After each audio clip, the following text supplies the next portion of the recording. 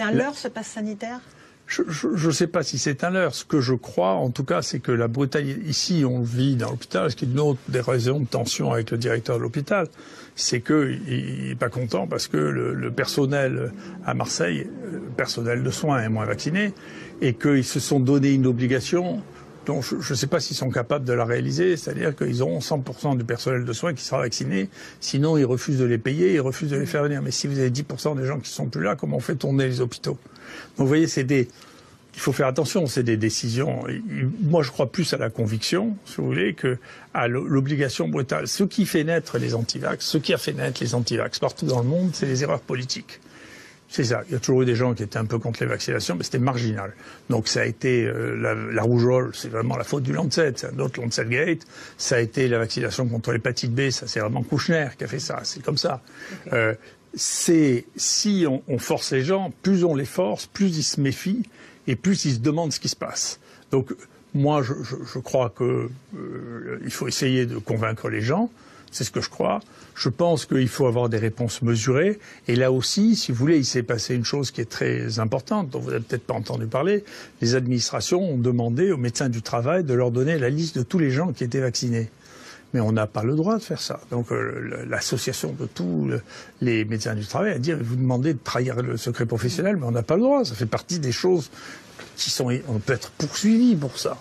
D'accord? Donc dans cette ébullition, si vous voulez, on passe par-dessus des siècles de comportements avec la médecine qui sont d'une nature incroyable. De la même manière pour la science, cette idée que la science doit obéir à qui un comédien, qui un journaliste, tout ça est complètement fou. Les scientifiques, c'est le métier scientifique, et le métier scientifique, c'est jamais d'être d'accord. J'ai fait un truc en disant on a le droit d'être intelligent, on a l'impression qu'on n'a pas le droit d'être intelligent dans ce pays. Hein. C'est-à-dire qu'on est forcément dans le camp des bons ou dans le camp des méchants, il n'y a pas de nuance possible. Ouais, tout devient le symbole d'un côté ou de l'autre, tout devient... c'est intéressant d'ailleurs, parce qu'il y a un autre truc où j'ai l'habitude d'être pris comme bouc émissaire, et donc j'avais raconté parce que scientifiquement, historiquement, Darwin c'est très intéressant, mais scientifiquement ça ne tient pas la route. Donc moi j'ai écrit là-dessus, tout le monde disait on peut pas dire ça, sinon ça veut dire qu'on est créationniste, qu'on croit à la Bible. J'ai dit attendez, il n'y a pas que deux choses. Mais je suis content parce que pour la première fois dans Science, il y a eu un article sur les 150 ans du deuxième livre de Darwin en disant mais comment on peut faire un héros d'un type raciste, sexiste, épouvantable. Enfin ce qu'il écrit est épouvantable, c'est que personne ne le lit, personne ne sait de quoi on parle. Ce qui s'est passé au moment du mois de juillet, je commençais à être en vacances. J'étais sur mon bateau, mais je regardais tous les jours l'évolution des cas. Donc j'ai vu remonter. Je suis revenu et mon hypothèse immédiate, ça a été c'est pas le même nouveau virus, c'est une nouvelle épidémie. Et effectivement, c'était le premier variant. À l'époque, personne au monde ne parlait de variant.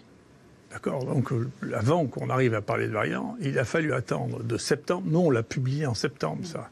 Il a fallu attendre novembre. C'est-à-dire, il a fallu attendre que les gens se rendent compte, et que ce soit les Anglais qui le disent, parce qu'ils avaient des masses de séquences. Et nous, on a commencé à séquencer, et on a vu, je suis très content, parce que ça va sortir, il y a 2 grands papiers qui sont sortis dans Nature le 29 juillet, dont un avec quelqu'un de notre équipe, qui montre qu'en réalité, ce sont des épidémies successives, et que ceux qui ont vécu ces épidémies successives, c'est ceux qui ont les frontières ouvertes. Et donc, nous, à Marseille, on est extrêmement bien placés pour les déplacements. Donc la deuxième épidémie venait d'Afrique. Et puis, il en est arrivé une troisième qu'on appelait le Marseille 2, qui venait d'Espagne. Il y a un papier dans la nature qui trace très très bien toute l'histoire de ce qui s'est passé en Espagne.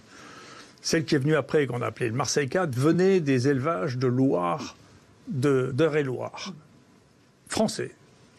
C'est celle-là qui nous a fourni cette épidémie européenne à fond considérable. Et puis ensuite est venu celle... C'est pas le variant anglais. Ensuite est venu le variant anglais, mais le Marseille 4 a tué plus que le variant anglais. C'est celui qui s'est diffusé dans toute l'Europe. Énorme, c'est énorme. La presse n'en parle pas beaucoup, mais c'est comme ça. On savait depuis juin qu'il y avait des épidémies dans les élevages de Loire. Il y a des élevages de Loire absolument considérables en Europe. Le Danemark a tué 17 millions de Loirs. Dans l'IHU, il y a une partie fonctionnelle qui est liée au fait que je suis directeur de l'IHU et qu'en même temps j'étais praticien hospitalier, qui, je dois dire, si vous voulez, commence à être lourde. Si vous voulez, ça fait longtemps. Ça fait 32 ans que je suis chef de service. Je ne suis plus le chef de service de ce pays. Je suis le professeur le plus ancien de ce pays. Ça fait un moment que ça dure, quand même. Donc, en plus, j'ai le sentiment d'avoir réalisé ce que je devais faire. Donc, l'activité au quotidien, c'est là, tous les matins à 8h du matin pour faire un staff, pour organiser les choses, pour voir s'il faut une infirmière de plus. Je reconnais que cette activité-là est une activité qui me pèse maintenant. Hein.